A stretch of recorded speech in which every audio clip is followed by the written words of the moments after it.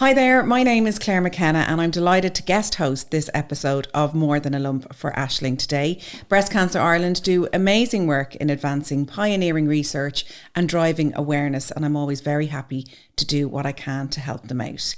Teresa Costello was just 36 when she was diagnosed with breast cancer. Back at the end of season 1, Teresa spoke to Aisling about her diagnosis and treatment and how it changed the direction of her life. Now, almost 10 years since her diagnosis, Teresa is an ambassador with Breast Cancer Ireland and is also a local councillor in Tala, West Dublin. She joins me today to talk about the impacts of a diagnosis of breast cancer on relationships in both a personal capacity and through her work, as well as through the conversations on her Facebook group Breast Friends.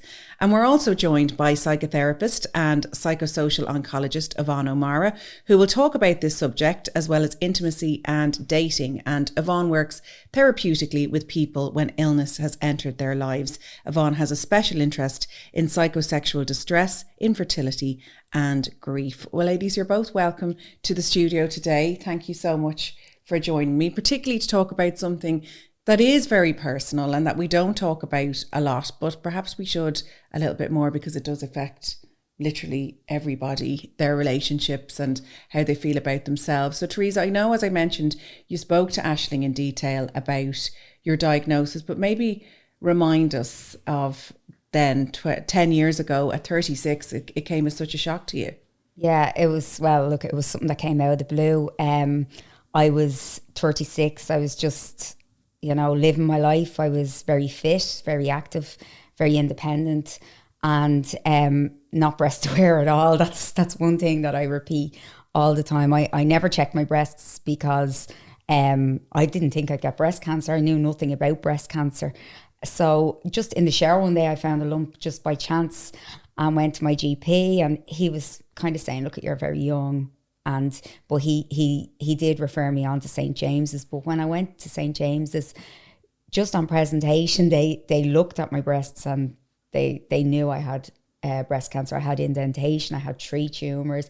There was a lot going on there that, because I wasn't vigilant and I wasn't educated on breast health, that I didn't know my own normal, that it had gone so far. So that just came out of the blue. So as a 36-year-old single mother, it was an awful lot to get my head around. I was really left reeling with it all. But when you're raising a child, they're your reason to go on and get through it. So I put my head down and fought. And your son Reese was 4 at the time. He was actually 5, and his 6th birthday was the 12th of September. And my first chemo was the 13th of September. And everything happened really quickly. I was diagnosed the end of August, and my chemo had started within 2 weeks because my cancer had a personality that was just making its way around. So they had to get me in quick to kind of stop it in its tracks. And so at that age, like, he was starting school, so you had all that going on. You had all the treatment going on. And then what about you at the centre of that? Because that's, Teresa with cancer, Teresa the mom. How were you feeling in the middle of it? And where were you at even with the thoughts of relationships? Well, one of my appointments, and I don't really ever talk about this one, it was before I started my chemo, and one of my cousins came to all my appointments with me, and I asked about like freezing eggs, or because I was like, will I be able to have children? And there was no kind of mention of it. Everything was just saving your life, getting your chemo started, getting your treatment started. You'd have to have a mastectomy, because I was like at one point going, I just got my extensions done, so I won't take the chemo. I'll take the radiation. Look, I'll do the surgery as well, And they were like, no, you'll be getting everything done, like, and that's it. But at this appointment, I said about freezing eggs, and I was told there and then, like, there wasn't a time, I needed my chemo quick. At 36, being a single parent to a very active son, doing it on my own, look at it, I suppose in an ideal world I would have loved to have the opportunity, had I met somebody really who'd be good to me and a good father, to have more children. At the time, I didn't see that as an option for me, but I would have liked to have a choice, you know, if life fell for me the way I wanted it to fall. But in that moment, that it wasn't an option for me. And there was another day when I was having my chemo, and a nurse just in passing turned around. I was in denial a lot at the time, because you only hear what you want to hear in situations as well. And I was in denial, and a nurse said in passing to me when I was getting my chemo, do you have children? I said, yeah, I have a little guy, he's 6. And she goes, well, look, at least you got to have one. And I remember my cousin, that I said it to him because he'd stepped out from him. She said, I'm never having children. And that kind of hit me, because you lose control of so much. And when you're independent and you're on your own and you never ask anybody for anything, suddenly outside forces is saying, children are off the market for you. You'll have no hair. Oh, your breast is going to be removed. Oh, and by the way, you may not get to see your child make his communion. And this is something that, you know, you work your whole life to kind of provide and move forward in life. And, you know, anything can happen to any of us. And that's a big thing to get your head around. Well, incredible that you're here to tell us this story today in fabulous health. What about the changes to your body then? How did you get through that, or how did you cope with that? Well, I was always really vain and self-conscious. So like I was really into going to the gym, really into watching what I eat, into making sure like I looked as good as I possibly could look, you know. And when I remember the hair falling out and getting it shaved, and, you know, I looked at myself and I was like, I kind of went inward and I said, am I a nice person? Like, how do I connect with people? Am I so self-absorbed at times I was probably a very insecure person, very self-conscious of how I looked, still like that today to some extent. But I realised that, like, you know, what was important was me being on this earth and me getting better for it to be there for my child. It changed the path of my life. It changed my behaviour in life, and it changed my attitude to life. A lot of what I took for granted, I don't take for granted anymore. You know, the looks thing, look, I'd always want to look my best, but I understand, you know, you can kill yourself in the gym, you can not do anything you like to look as good as you can, and something can happen that's out of your control that can change that. So really, you know, you do an inside job and you make sure to be the best person that you can be.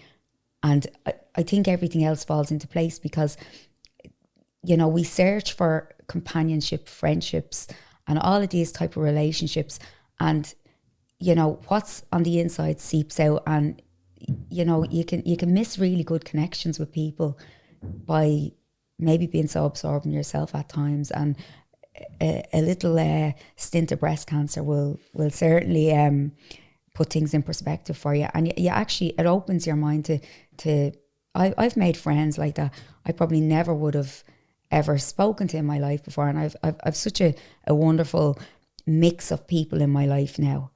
It's such diverse people. So, you know, and it's, you know, I'm probably a more open person, and probably people are easier to talk to me now, you know, that way, because there's probably more empathy there. And it is such a tough lesson, you know, to appreciate a healthy working body that, as you say, we take for granted. But then to take changes in your body is still a really big deal. How did you feel about the mastectomy? Because so much of who we are as a female is held in our chest for some reason, whether it's from outside forces or from our own insight into what it means to be a woman. Was that something to get your head around? Yeah, it was like, yeah, from, you know, I suppose as a single girl, you know, losing your breast, and even there being a time during the chemo and illness that you can't train the way, like I wouldn't have been able to train the way I would. So, you know, I would have lost an awful lot of weight through my treatment and stuff. And I just felt like, you know, you're just stripped back to nothing. Like there's no mask anymore. There's no, you're just, you know, creeping along nearly, you know. And I there was times where I was like, Jesus, I couldn't have a successful relationship now when I was, healthy. Like, who's going to want me now? That was one thing. And like, because I thought, like, God, if I meet somebody, will he be afraid that there'll be a reoccurrence? Will he be, how will he mentally cope with what I've been through? Will he look at me and be like, oh my God, because, there is changes, and yet we want to look our best. But the reality for me is that, I have had my breast removed, and that was something I was going into. At the time, I suppose relationships, they weren't on my mind while I was going through all this surgery and all. But, definitely, by the time radiation was starting and all, I was kind of going, God, like, if I do start dating somebody, do I say, like, look, I've had my breast removed? Because I remember when I'd be out during chemo and I'd have my wig on, and if somebody said hi, I'd say, hi, I'm wearing a wig. It's a wig. And okay, because I felt like I was lying to the world, like, this kind of So it was just, yeah, I did worry about it. I worried about, like, who would want, because I didn't have really ever a successful relationship before my breast cancer. So I thought, like, Jesus, I don't have a breast now as well. And whatever, because breast cancer just kind of stays with you with medication and stuff for many years afterwards. I'm going, how will anybody? I seen it as a chore for somebody. I felt like I was going to be a chore for somebody. That was early days. And you have a Facebook community group. And do you hear similar stories of how women feel about their bodies after these changes and after treatment? Yeah, absolutely. Like, it brings up so much, like, and there's so much that people don't talk about. And like, I try to say to girls, we're all just people, we all have the same worries, fears, needs. These are just bodies, they're vessels to bring us around in life. But sometimes things get out of whack with them. And I get girls that, like, they're afraid they won't meet anybody else. I get girls who, when they get a breast cancer diagnosis, they feel a distance between them and their husband. They're self-conscious, about intimacy. There's side effects like, say, vaginal dryness that people don't like to speak about. I'd have girls on with that, and they might like to post anonymously about stuff like that because they're embarrassed, and they don't. But then you'll just see a whole load of girls on the page going, this happened to me too. Is there more information? Is there, anything like kind of to do with, your body and sexual health? It's always very it's very common, all of the issues faced by people, but it's very, very rarely spoken about. And I find, like, if something's said on the page, there does be an awful lot of interaction because people are just relieved. Or I'll get private messages going, oh, that girl mentioned she's suffering. I'm saying vaginal dryness, right? It's just one thing, but shit, like, do you know of a product? Or that it's, people just want the conversation out there, but people are afraid to be the face behind the behind the conversation. Yeah, of course. And I mean, it's not just about how attractive we're going to be to whoever our potential partner or our current partners are. It's how we feel in ourselves. And if you've got all that going on, it's really knocking your confidence and who you are. Yeah. Like, I've had girls who've had long-term marriages and, they've gotten breast cancer, their marriage has broken down, and, they could be 50, 55. And do you know what? It's your heart would break for them because they feel isolated. They're trying to pick themselves back up after a serious illness. They're conscious of their body, and they've all of that going into the mix. But there can be really good outcomes as well, because this all sounds very, sad and negative, but this is just one aspect of it. Things do work out, and good people do come in, and it's a lesson. You genuine people, genuine men don't care, like, if somebody's had breast cancer. They don't care if they have to probably take things a little bit slower physically, and until their partner is feeling more confident and more. It's all about trust as well. you know, and losing that self-consciousness. The self-consciousness comes around meeting somebody who you think, when you're not perfect aesthetically or whatever, will just bolt. You know, that's where all of that comes into, and it's a trust. And you know, probably a lot of girls I know, they've probably built better relationships because they have been more built around trust and more has been put into the relationships. Well, I want to get into your relationship in a moment. There is a man. However, I don't feel that's the most important thing. It's obvious the love you have for yourself after coming through all of this is the ultimate. And you've mentioned lots of other people who have come into your life along the way. But we will talk about the relationship which kicked off during treatment in a moment. But I want to bring in Yvonne O'Meara, because Yvonne, like Teresa mentioned with her Facebook community group, you hear stories like this all the time through your work. Yeah, and I have to say, Teresa, amazing. I'm mesmerised listening to you there. I'm not sure what I can add to make, you've given really, really, really sound advice. It's highly complicated, isn't it? And everybody before cancer happens in their life, you know, they have their own issues, and cancer can often just personify those and put them under a microscope and make them much, much bigger. And so if you have had sexual insecurities prior to that, and you've kind of touched on that there a bit, but maybe you are in a relationship and prior to the cancer diagnosis, on a scale of 1 to 10, maybe it was around a 5 or a 6, it's highly unlikely that cancer can, you know, make it up to an 8 or a 9. Now for some they can really revisit and see what's important, but for others it can plummet. It might get good for a while. And so I always, when I hear or when I met with people, Claire, I always look at what was the relationship like beforehand, and the presenting issue. Is it specifically related to the cancer, or is it a pre-existing issue? So that's really important for your listeners to delineate what existed before and what has the cancer brought in. And you've mentioned some of the side effects, and you know, some women unfortunately menopause is part of their the course of their treatment, and associated infertility as part of that as well. For some it's long standing, and for others it may be reversible depending on the type of treatment that they have and where you are at in your life cycle. So where does it fall? Are you somebody who's completed your family, or are you somebody who, like Teresa has mentioned, wasn't completed but hadn't really thought about it, but assumed that they may have more children again in the future? So that can provide a huge distance as well. And you know, I suppose sex can often be, for some people, when they do have infertility issues, it can be about procreation and not connectedness. So again, looking at that within your relationship. But you do mention vaginal dryness, and that's one of the biggest things that I suppose we've done a lot of work from a gynae-oncology perspective in that, and we know that breast cancer patients equally suffer from vaginal dryness. And what we do know as we get older, irrespective of a cancer or not, you know, 60 to 70% of us will encounter the issue, and there are lots of resources out there, Claire, to address that. We've worked very closely with Macaulay's Pharmacy, and they stock now the Yes product, which was really, really difficult. We've also worked very closely with Shauna Scott, who had Unsexshoppa, but she set up a specific website called Body Grow as well, which stocks the products that we would recommend. And when I say we, I work as part of a team in UCD with gynae-oncologists and oncologists in this country, and you know that we would stand over the products.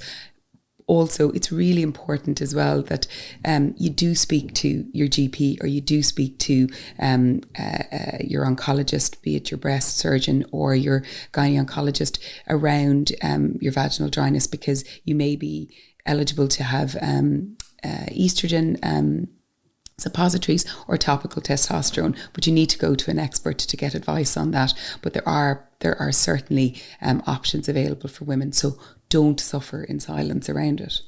And this is obviously like a big turn your life upside down moment. Like Teresa mentioned, everything was going great, and then all of a sudden you're facing possible death, quite literally, and you're still to try and, you know, be a mom, try and be a partner, and that must be very, very difficult. Well, yeah, I mean, for a lot of women, it's the last thing on their mind. It's about survive initially. And now it's not for everybody, but mortality does come into play around a cancer diagnosis. And then it's about, you know, trying to get through the treatment, configuring a new norm, because cancer leaves its mark, as I always say, in all varieties of our lives, and it can raise its ugly head when you least expect it to. And intimacy or sex is exactly that in that arena. So it may be a case, particularly first 3, 4, 5, 6, 7 months, you just shelve it. It's not important. And then maybe after year 1, you're kind of going, yeah, I it's something that I'd like to reconnect with. It's something that I miss. It's something that I know that there's a disconnect between me and my partner, or it's preventing me from going out and dating.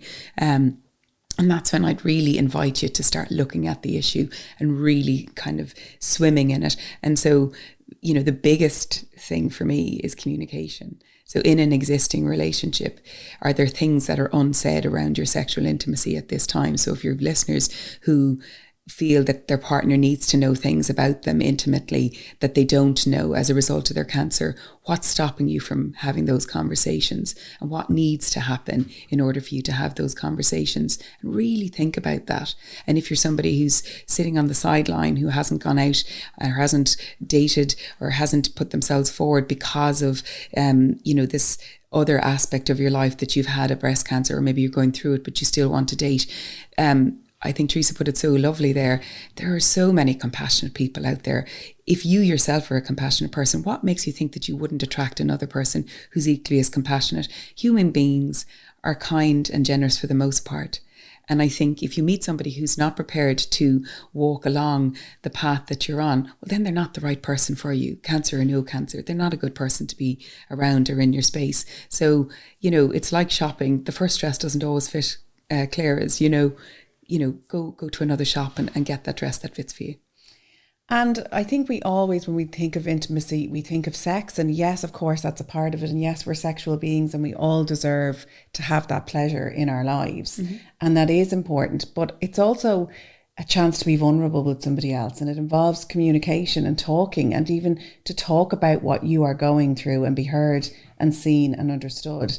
That's intimacy too. And I know it must be so difficult to share on that level, and it doesn't sound very sexy to admit you bought a pessary in the chemist earlier that day, but it is about building up that trust with somebody and letting them in. Yeah, so there's 2 things I suppose that come to mind. First is, spontaneous sex is something really that, young adults and, for adults as we get older, planned sex is as good as spontaneous sex. So not to diminish that, if you do have to do a bit of prepping before you're intimate, then that's okay. It can be equally as satisfying, or equally be as good. And then the second thing, I suppose, when you're speaking about, which is really, really important to me. So if we're saying metaphorically, the bedroom is where all the intimacy or the sex happens.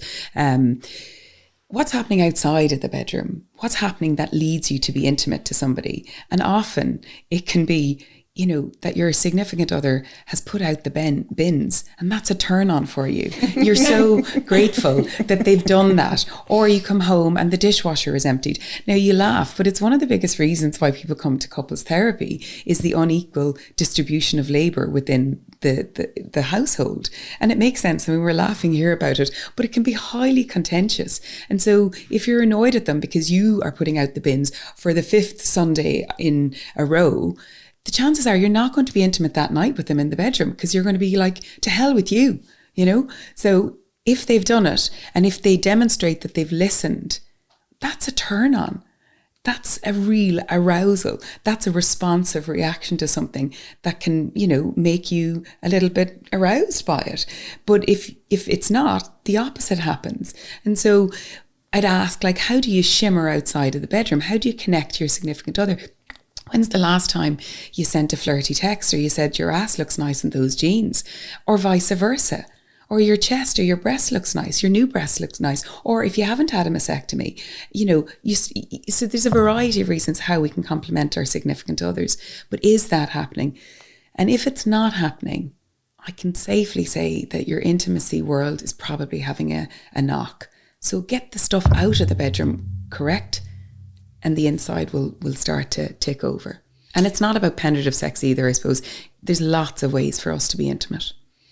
And I know we're focusing on, the woman going through breast cancer in this podcast, but what of the partners? Because I imagine it's quite difficult to watch somebody you care about going through this, particularly if they're not letting you in And like that must be hard to be going through chemo, possibly work, possibly kids. You don't want to have a long conversation at the end of the day. So how do you navigate through that kind of difficulty? So as a partner, how do they support the person going through cancer? Or is it important for people listening to this to realise the importance of letting their partner in and prioritising that communication? I think it's fundamental, because as a partner looking after somebody who's going through a cancer, we often refer to them as the silent patient. So they themselves are not having the treatment, but actually they go through as much as the person that is having the treatment, though without the side effects. And so it's really important to look after the space that, the label that, okay, they're a carer, but how do you get rid of that carer? How do you become a partner again? How do you derobe all of that kind of medical state that your relationship has found itself in? And how do you come back being, Mary and Tom or Mary and Jane? How do you recreate your relationship again? The biggest thing is communication, and not to neglect your partner. Your partner has needs too. And yes, it's okay to park them for a while, but it's important that they don't feel invisible within all of this. And that takes effort. And I suppose being patient and kind to one another. I know it's so simple, but it's really important just to be tolerant, patient and kind on both sides. And then it should tick over, but communication is absolutely key. And what about the changed body then? How difficult is that to overcome? Because you hear it all the time, post-baby, post-menopause, post-midlife and post-breast cancer. It is something to take on. So do you need to start building the relationship with yourself in the mirror first before bringing somebody else in? Yeah, it's true. And as we come back to the partners bit there, a partner may be afraid to touch the breast. Maybe you may be afraid to ask, what does it feel like? Does it feel different? Again, how do you create that space? And maybe that's a non-sexy space to do that. Maybe you do that in a very structured way. Would you mind touching my breast and let me see, what do you feel? Or, you can do it prescriptively as well. But with regards body image, something that I do or I recommend to clients is stand in front of the mirror naked. That in itself can be a hard thing to do for all of us, and pick out 3 things that you like about your body. And if your immediate response is to see the absolute thing that you absolute hate, you then have to go off and do an exercise and write 10 things that you like about your body, as opposed to the one thing that you've highlighted that you dislike. So really important to nurture yourself from within. And I think, Teresa, you gave a really lovely example earlier of about, loving yourself first before you can get somebody else to love you. That's not said for a reason. It's said for a purpose, and it is very, very significant. So the relationship that you build in with yourself first, and none of our boobs are perfect, cancer or no cancer. And yes, cancer can be very catastrophic for women, depending on the type of reconstruction that's available to them. But there are lots of supports and resources out there. And so information is key. So I strongly recommend as well, ask, and be empowered in the decisions that you're making. Yeah, definitely. I did hear of somebody doing that. And they started with their long eyelashes. Oh, yeah. And just built on that over and over again, which made me kind of sad on how hard we are on our bodies. But yeah, start small and build it up. Yeah. So Teresa, back to you then, and this man that you met during treatment. Tell us about that. Yeah, when I was going through radiotherapy, I was at one of my appointments, and there was a guy in the waiting. I actually knew him from around, because I'm from Tala and everybody in Tala knows each other.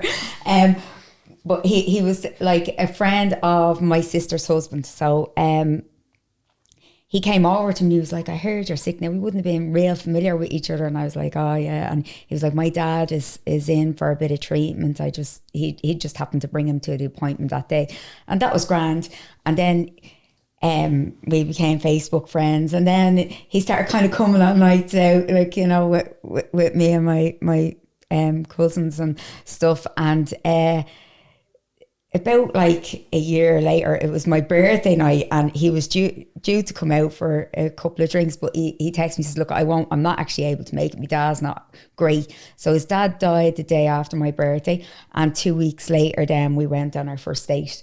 So it was all kind of unexpected, I suppose. And we got engaged. Wow. Yeah. And did it help that he knew, because everybody knows everything in Everybody Tallaght? knows everything about. Did that help that you didn't have to say, oh, by the way? Well, it's actually,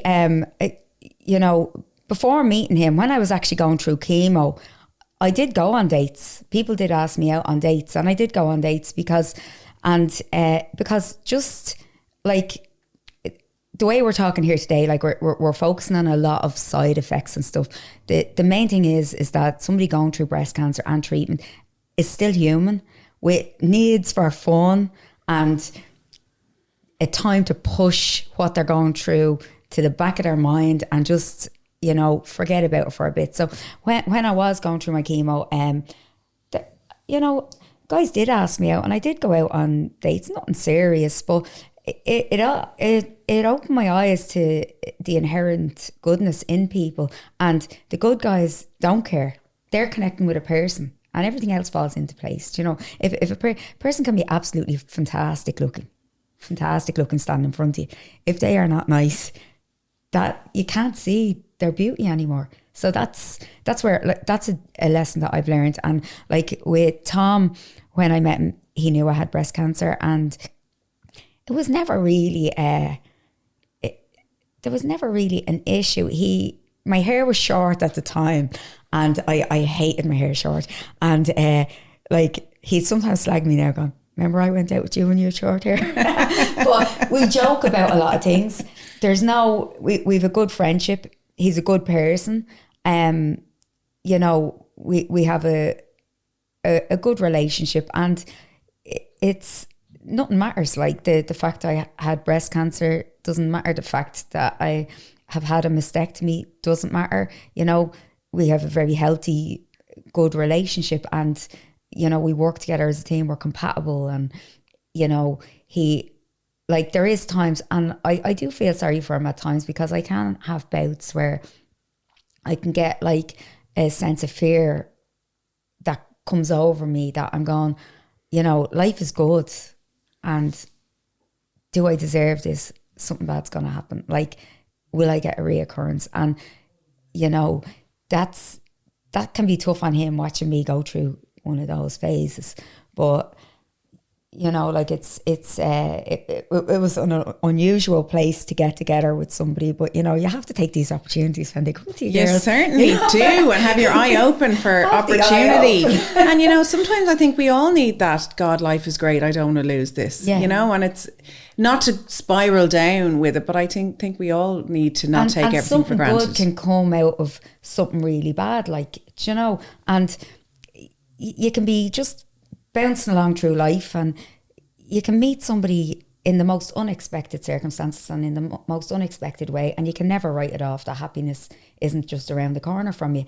And I always say to girls, when the right person comes along, they will respect you, they will be your friend, they'll care for you, and the sex will be fantastic, because there'll be all the ingredients that comes into that, because the trust and being openly vulnerable with somebody, which is a huge turn on for people, because they're not going to throw you to the side.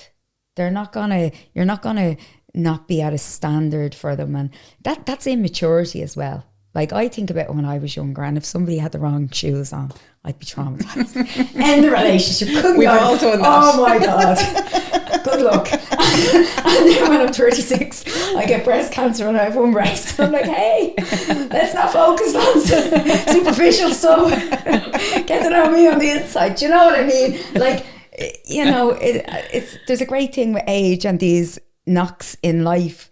And even in my work life, I think, and I'm not getting political here or anything, but I think when somebody comes to me with an issue, I can now transport myself into their situation and have a huge amount of empathy and understand things from their perspective and understand their struggle, because I've been at a point in my life where, you know, did I know would I work again? Did I know, like, any security I had, it could have been taken away from me. And that's where, like, you know, it all feeds into who you are and, you know, that experience. But from relationships, I definitely look at, I'm with Tom now, I think it's 8 years.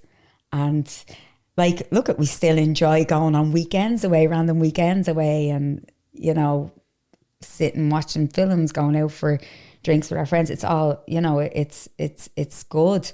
But if I probably didn't have that experience, would I have let somebody in who actually cared about me and was so good into my life, or would I be chasing a bad boy? You know, I don't know, you know, who's to know? And it's the standard we accept for ourselves. And I think, and a lot of my girls and breast friends as well, and I see that change evolve in them.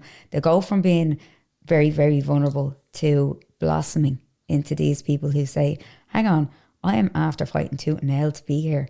I'm not letting anybody treat me bad.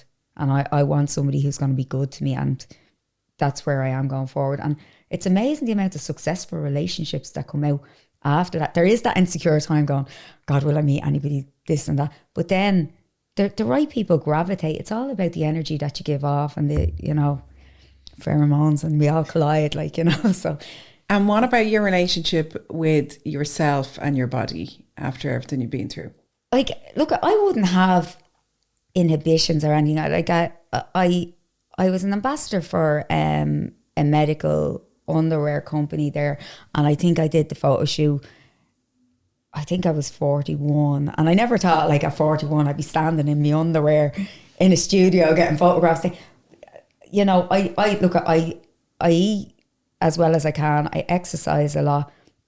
I can do no more. You know, I have a scar on my back. I remember when I started out, and I think we were doing Strictly, and I was very self-conscious of the dress that I was going to wear the night of that, the after party type thing, that it couldn't be backless. And before breast cancer, I loved, you know, having backless dresses and all. But I was so self-conscious because the scar is quite big. But now, like, if I'm on a holiday, I'm in a bikini, and I don't care, like, if somebody sees the scar, like, it doesn't bother me anymore. But that comes with acceptance and growing after your experience, that everything can be very raw, and change can be difficult to get your head around, and you kind of grow with it. And I think speaking to a person like yourself, like, God, I know my girls, like, would get so much out of what you've said in this, because it's just about educating people and letting people know they're not the only ones. Sometimes we can hold things in so much, and we can think, I'm the only person in the world that feels like that. You know, I'm the only person who,